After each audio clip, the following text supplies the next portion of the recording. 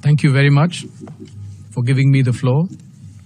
I thank the Permanent Mission of Morocco and the United Nations Office of Genocide Prevention and R2P for organizing this high-level event. We express our deep appreciation to Morocco for piloting the resolution which proclaimed June 18th as the International Day on Countering Hate Speech. The greatest bulwark against intolerance and hatred is embracing the principles of democracy, where there are necessary checks and balances and where any aberration is addressed within the confines of the rule of law. Further, a society based on pluralism, where every religion is respected, is a sine qua non of tolerance and harmony.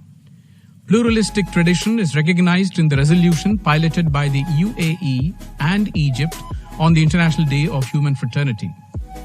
India has embraced both these principles, democracy and pluralism.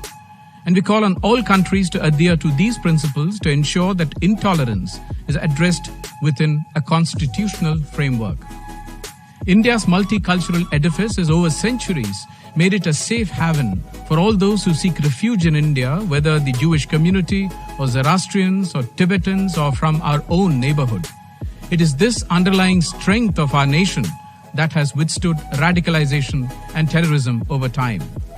It is with this sense of history that India has continued to play a defining role to combat radicalization and terrorism and promote tolerance and inclusion.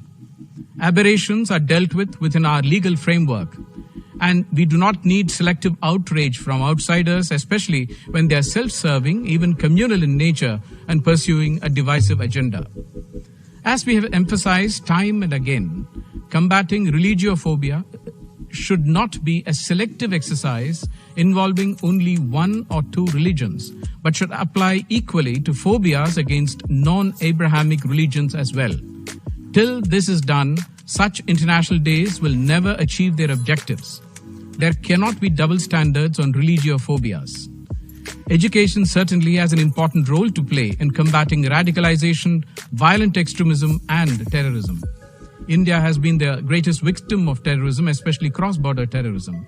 We call on countries to develop an education system that truly contributes to combating them by promoting the principles of pluralism and democracy. I thank you.